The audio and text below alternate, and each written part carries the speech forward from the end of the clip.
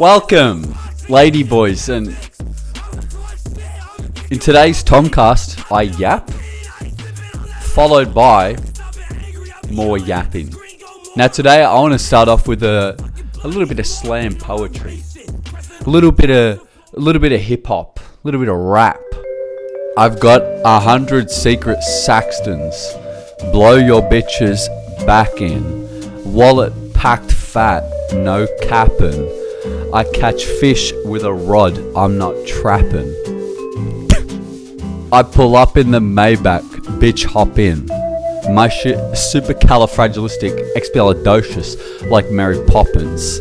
Born to kick back, forced to lock in. Wear Gucci to Woolworths, I'm shopping. Come in my socks, blood on my Crocs. I come to a dignified stop inside these dignified thoughts. Well, I went to your hood, they don't even know you. Your girl mad ugly, she looked like Grogu. I'm high off the perks, coke, weed and Xans. I prefer my coke from glass, but I could live with a can. Pardon? Oh sorry, I said I paid for the full hour. I'm getting the full hour. I don't care if you think I need to shower. That's bullshit that it was stated in your ad. Show me where. Oh, it's right there in front of me. I guess you do have the power to cut the hour. Sure, that's left the taste in my mouth sour.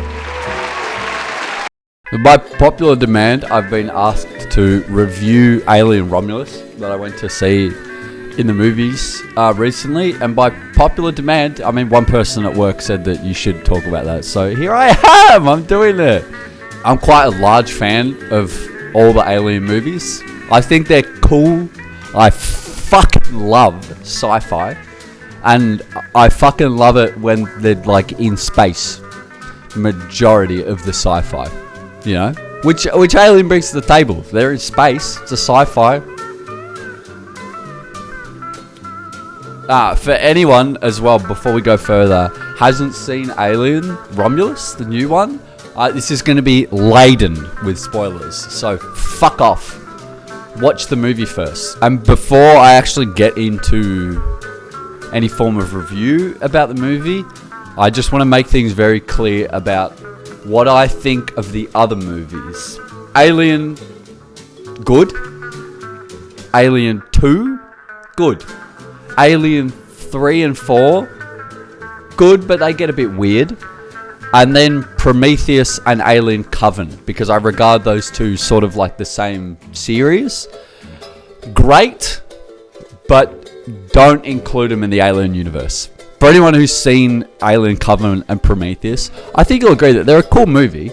There are some bits in Prometheus that you think, hey Elizabeth Shaw, why don't you just run the other fucking way instead of straight while the ship is rolling towards her? Just dart left, love. You'll be fine. You'll live. It's all good. But if you try to include him in the Alien universe, like with Romulus, like with the first one, the second one, the third one, the fourth one, they just don't fit in. They're a bit too actiony. They're more sci-fi than they are like a horror thriller. I don't hold any grudges towards those movies. I think they're good. But when you look at Alien Romulus, oh my god, it is an Alien film. Compared to what Prometheus and Covenant do, like how it's directed, how it's set up, Romulus is terrifying. Covenant and Prometheus sure have their scary bits, but they're not a suspenseful shit yourself movie. You know, it is a lot more actiony, like high scenes. Whereas Romulus feels more like your first Alien. There's a lot of quieter scenes. It all happens in the one location as well, so it's super claustrophobic. It's just a lot more peaceful in its horror. It doesn't try too hard to like force these high octane scenes. There's the scene that sort of initially brings in the alien, because you already see it.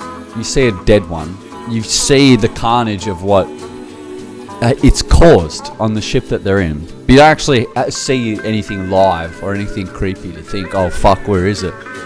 Where a group of the people and android that are in on the Romulus ship go into like this little cryo chamber section, and they start heating it up because they need to get out because they accidentally locked themselves in, and they take out like these cryogens that they need to steal the ship and cryosleep themselves, which warms up the whole section. And there's a wall of face huggers that it slowly melts and they fall out. And that's scary because you as the viewer know, fuck, look out, that's bad. Bad. They don't know anything, so they just have to stand there waiting for the door to open, gun in hand, like. And that's your first introduction to it. And there's nothing actiony about it, you know? It's not shaky cam, it's just steady cam watching these things fall out and swim around in the water. And it's terrifying. Alien is in the perfect position to make so many more of these films like Romulus. Because you know what the threat is. And none of these people do. So you see things like that, and it sparks that shit in your brain where you're like, that's not good. But to watch them experience that for the first time, not knowing, is so much more terrifying. But apart from even just that first like initial introduction scene, the rest of the movie is just terrifying. It was genuinely a moment in this fucking movie that actually made me do this in the movies. I went like, I dead ass covered my fucking mouth. I was so scared. There's a bit at the end. Again, spoilers. There's a bit at the end where some fucking how this bitch injects herself with alien cum, essentially, while she's pregnant, and then births out a humanoid alien. Like it's built like it's got an alien build, but it's skin. It's not alien. It's skin. It looks horrific. It looks horrible. And its introduction scene is chillingly scary. It genuinely, I went like in the movie and did that. I think the most importantly good thing about Romulus is it shows how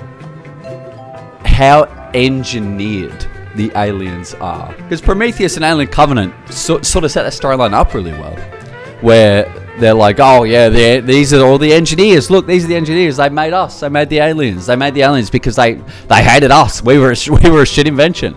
So it's super cool to see it go away from the traditional face hugger, to see that like no matter how it manages to get into your system, it culminates in some form of fucked up alien that's meant to get rid of our race. Like it's just creepy as fuck. And the androids in most of the alien movies have all been top cunts because they've got the little programming in their brain. Oh, alien, egg. We gotta save this because it's the perfect organism.